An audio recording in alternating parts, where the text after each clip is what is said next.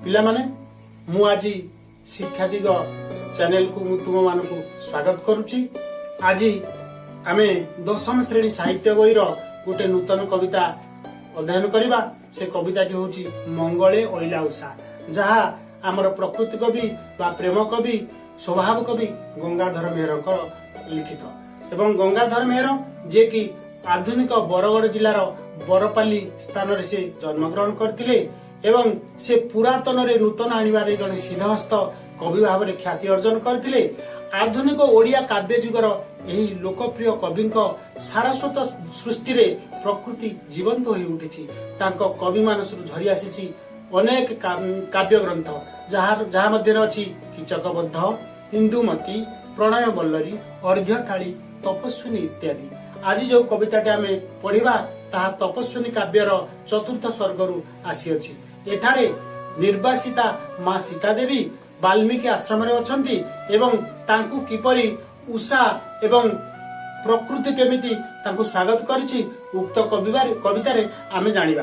ताहले प्रथमे मु कविता को आवृत्ति करिबी एवं आवृत्ति करिबा परे तुम मानकु बुझेइ देबी। एबे पढ़िबा राग चोखी पर आधारित ए कविता मंगले ओइला उषा।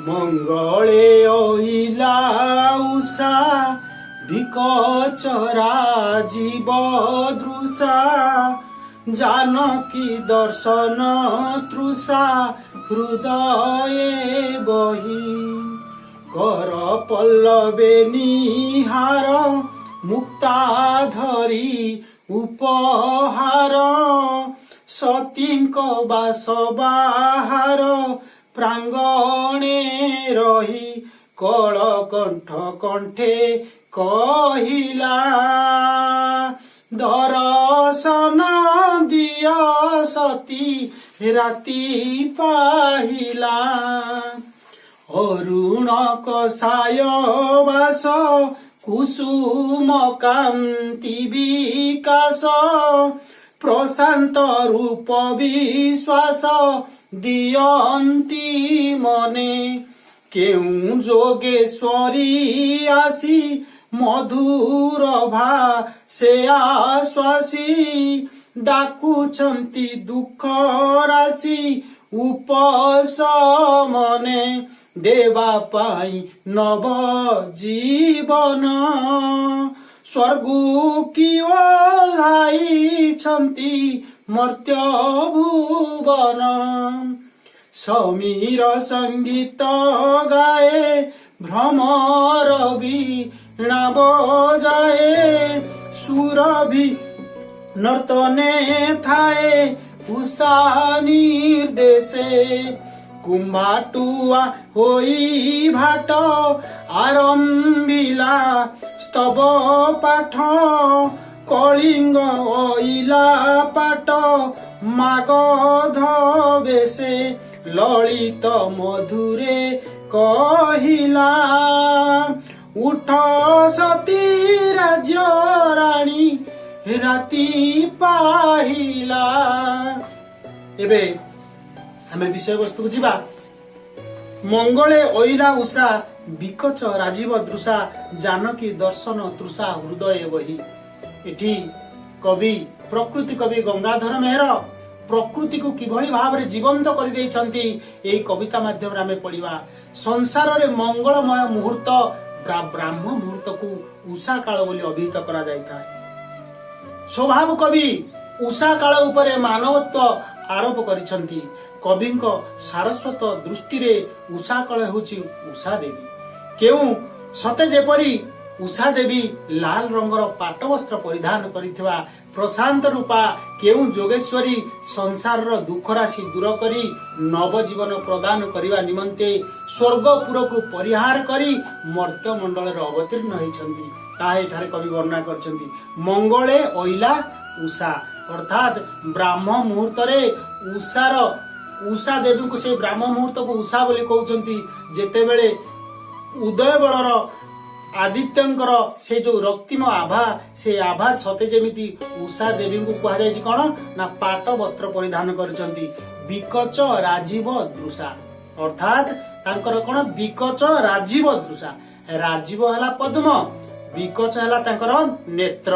ସତେ ଯେମିତି ତାଙ୍କ ନେତ୍ର ପଦ୍ମ ଫୁଲ ଭଳି ଦେଖା ଯାଉଛି। ଆଉ କଣ ନା ଜାନକୀ ଦର୍ଶନ ତୃଷା ହୃଦୟ ବହି। ତାହେଲେ କାହାକୁ ସେ ଅପେକ୍ଷା କରି ରହିଛନ୍ତି ନା ରଘୁକୁଳବଧୂ ଅଯୋଧ୍ୟାର ରାଣୀ ମା ସୀତା ଦେବୀଙ୍କୁ ଦର୍ଶନ କରିବା ପାଇଁ ତାଙ୍କ ହୃଦୟରେ ମା ସୀତା ଦେବୀଙ୍କୁ ଦର୍ଶନ କରିବାର ଲାଳସା ପହଞ୍ଚି ଯାଇଛି ଏବଂ ସେ ଦର୍ଶନ କରିବା ପାଇଁ ବାଲ୍ମୀକି ଆଶ୍ରମର ସମ୍ମୁଖ ଭାଗରେ ଉପସ୍ଥିତ ହୋଇ ରହିଛନ୍ତି। ଆଉ କଣ କର ପଲ୍ଲବେ ନିହାର ମୁକ୍ତା ଧରି ଉପହାର ସତୀଙ୍କ ବାସ ବାହାର ପ୍ରାଙ୍ଗଣେ ରହି। ବାଲ୍ମୀକି ଆଶ୍ରମର ସମ୍ମୁଖ ଭାଗରେ ବା ବାଲ୍ମୀକି ଆଶ୍ରମର ଚତୁଃପାର୍ଶ୍ୱରେ ଥିବା ଘାସ ବା ଲତା ଗଛ ଉପରେ କାକର ବିନ୍ଦୁ ମାନ ପଡିଛି। କର ପଲ୍ଲବେ ନିହାର ସତେ ଯେମିତି କର କର ଅର୍ଥ ହସ୍ତ। ସେ ହସ୍ତରେ କଣ ଧରିଛନ୍ତି କର ପଲ୍ଲବେ ନିହାର। ନିହାର କହିଲେ କଣ କାକର ରାଶି ସତେ ଯେମିତି ସୂର୍ଯ୍ୟ କିରଣରେ ଚକଚକ କରୁଛି ଜ୍ୟୋତି ରାଶି ଉତ୍କଟ ହେଉଛି କେମିତି ନା ମୁକ୍ତା ସଦୃଶ ଦେଖା ଯାଉଛି। ଅର୍ଥାତ୍ ପଲ୍ଲବ କରରେ ନିହାର ପଲ୍ଲବ ରୂପକ ବା ପଲ୍ଲବ କର ପଲ୍ଲବ ପତ୍ର ରୂପକ କରରେ ନିହାର ରୂପକ ମୁକ୍ତାକୁ ଧରି ସେ ସୀତା ଦେବଙ୍କ ଆଗମନକୁ ଚାହିଁ ବସିଛନ୍ତି। ସତୀଙ୍କ ବାସ ବାହାର ପ୍ରାଙ୍ଗଣେ ରହି। ଅର୍ଥାତ୍ ସତୀ ସୀତା ସେଠି କୋଉଠି ଥିଲେ ନା ବାଲ୍ମୀକି ଆଶ୍ରମରେ ଅବସ୍ଥାପିତ ହୋଇଥିଲେ।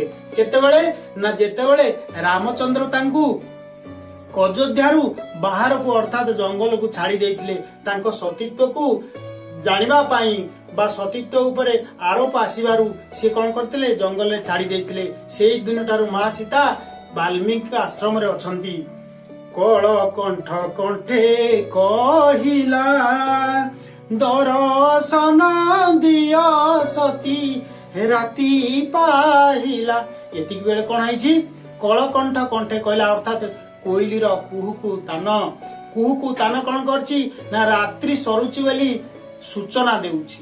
ଆଉ କଣ ହେଇଛି ଆଉ ସେତିକି ବେଳେ ଉଷା ଦେବୀ କହୁଛନ୍ତି ହେ ସତୀ ତୁମେ ଆମକୁ ଦର୍ଶନ ଦିଅ ତୁମେ ଆମକୁ ଦର୍ଶନ ଦିଅ।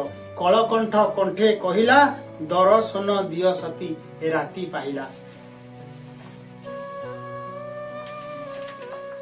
ଅରୁଣ କଷାୟ ବାସ କୁସୁମ କାନ୍ତି ବିକାଶ ପ୍ରଶାନ୍ତ ରୂପ ବିଶ୍ୱାସ ଦିଅନ୍ତି ମନେ।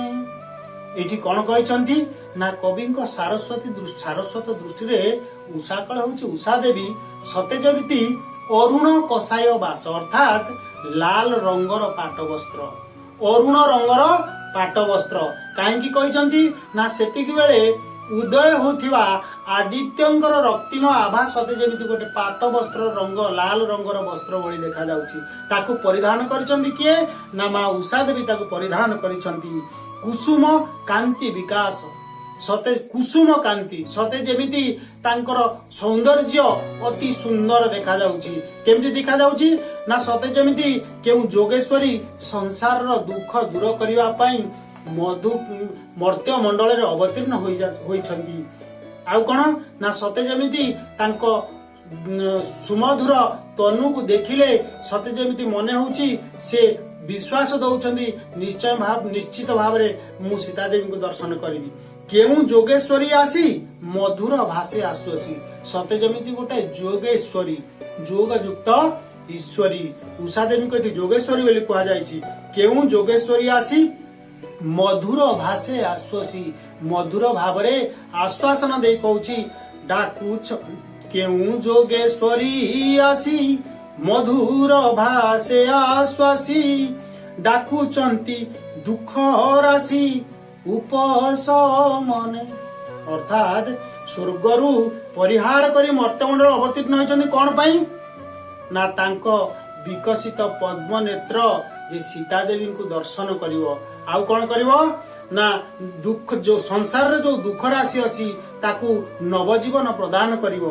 ଆଉ କଣ ଦେବା ପାଇଁ ନବଜୀବନ କଣ କହିଲି ନା ସେ କଣ କରୁଛନ୍ତି ନା ସଂସାରରେ ଥିବା ଦୁଃଖ ରାଶିକୁ ଦୂର କରି ନବଜୀବନ ପ୍ରକାଶ କରିବେ।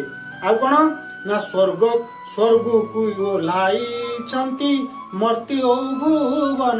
ସତେ ଯେମିତି ସ୍ୱର୍ଗରୁ ଅବତରଣ କରି ମର୍ତ୍ତ୍ୟପୁରୀରେ ଆସି ପହଞ୍ଚି ଯାଇଛନ୍ତି କିଏ ନା ଉଷା ଦେବୀ। ତାପରେ ଆଉ କଣ ହେଇଛି ନା ସମୀର ସଙ୍ଗୀତ ଗାଏ ଭ୍ରମର ବୀଣା ବଜାଏ ସୁରଭି ନର୍ତ୍ତନେ ଥାଏ ଉଷା ନିର୍ଦ୍ଦେଶେ। ଆଉ ମା ସୀତା ଦେବୀଙ୍କୁ ଆଉ କିଏ କିଏ ସବୁ ସମ୍ବର୍ଦ୍ଧନା ବା ଅଭିନନ୍ଦନ ଜଣାଇବା ପାଇଁ ପହଞ୍ଚି ଯାଇଛନ୍ତି ନା ସମୀର ସଙ୍ଗୀତ ଗାଏ, ଅର୍ଥାତ୍ ପବନ କଣ କରୁଛି ଗୀତ ଗାଉଛି। ଯେତେବେଳେ ଆଶ୍ରମର ଚତୁଃପାର୍ଶ୍ୱରେ ଥିବା ବୃକ୍ଷ ରାଜିର ପତ୍ର ଉପରେ ପବନ ବାଜୁଛି ସତେ ଯେମିତି ଲାଗୁଛି କଣ ନା ସମୀର ସଙ୍ଗୀତ ଗାଉଛି, ଭ୍ରମର ବୀଣା ବଜାଏ, ଅର୍ଥାତ୍ ଭଁର ତାର ଗୁଁ ଗୁଁ ଦାନରେ ସତେ ଯେମିତି ବୀଣା ବଜାଉଛି। ସୁରଭି ନର୍ତ୍ତନେ ଥାଏ ଉଷା ନିର୍ଦ୍ଦେଶେ। ଆଉ ସୁରଭି ତାହାର ଯୋଉ ବାସ୍ନା ଏ ଆଶ୍ରମର ଚତୁର୍ଦିଗକୁ ମହକାଇ ଦଉଛି, ସତେ ଯେମିତି ସେ ନୃତ୍ୟ କରୁଛି।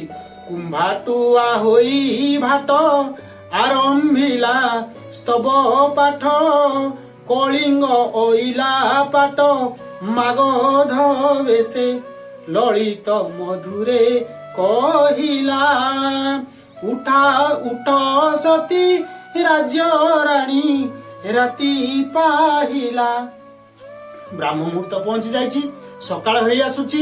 ସକାଳ ହେଲେ କଣ କରେ ସାଧାରଣତଃ ପକ୍ଷୀ ମାନେ କାକଳି ବା ତାଙ୍କର ସ୍ୱରରେ ଏ ଚତୁର୍ଦିଗକୁ ମହକିତ କରିଦେଇଥାନ୍ତି। ସେମିତି କୁମ୍ଭାଟୁଆ କଣ ହେଇଛି ତାର କୁମ୍ଭାଟୁଆକୁ ଏଠି କବି ବର୍ଣ୍ଣନା କରିଛନ୍ତି। କୁମ୍ଭାଟୁଆ ହୋଇ ଭାଟ, ଭାଟ ସଦୃଶ କୁମ୍ଭାଟୁଆ ଡାକ ଦଉଛି। ଆଉ କଣ ନା ଆରମ୍ଭିଲା ସତେ ଯେମିତି ସୀତା ଦେବୀଙ୍କୁ ପାଛୋଟି ନେବା ପାଇଁ ସିଏ ସ୍ତବ ପାଠ ଅର୍ଥାତ୍ ମନ୍ତ୍ର ପାଠ କରୁଛି କିଏ କୁମ୍ଭାଟୁଆ।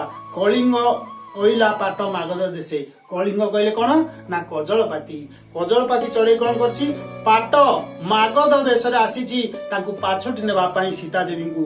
ଲଳିତ ମଧୁର କହିଲା ଏବଂ ମଧୁର ଭାବରେ ଲଳିତ ସ୍ୱରରେ ସେ କଣ କହୁଛି ଉଠ ସତୀ ରାଜ୍ୟ ରାଣୀ ରାତି ପାହିଲା। ହେ ସୀତା ଦେବୀ, ହେ ରାଜ୍ୟ ରାଣୀ, ହେ ଅଯୋଧ୍ୟାର କୁଳବଧୂ ଜନକ ନନ୍ଦିନୀ, ତୁମେ ରାତି ପାହିଗଲା, ତୁମେ ଶୀଘ୍ର ଉଠି ଯାଅ ଆଉ ଆମ୍ଭକୁ ଦର୍ଶନ ଦିଅ। ପିଲାମାନେ ଆଜି ଏଇଠି ଥାଉ, ପରବର୍ତ୍ତୀ କ୍ଲାସରେ ଆମେ ଆଗକୁ ଯିବା। ମୁଁ ଭାବୁଛି ନିଶ୍ଚୟ ଏଇ କବିତାଟି ତୁମକୁ ଭଲ ଲାଗିଥିବ। ଯଦି ଭଲ ଲାଗିଥିବ ତାହେଲେ ମତେ ଲାଇକ୍ କରିବ, ସବସ୍କ୍ରାଇବ କରିବ ଏବଂ ସେୟାର କରିବ, କେବେ ବି ଭୁଲିବନି। ଧନ୍ୟବାଦ।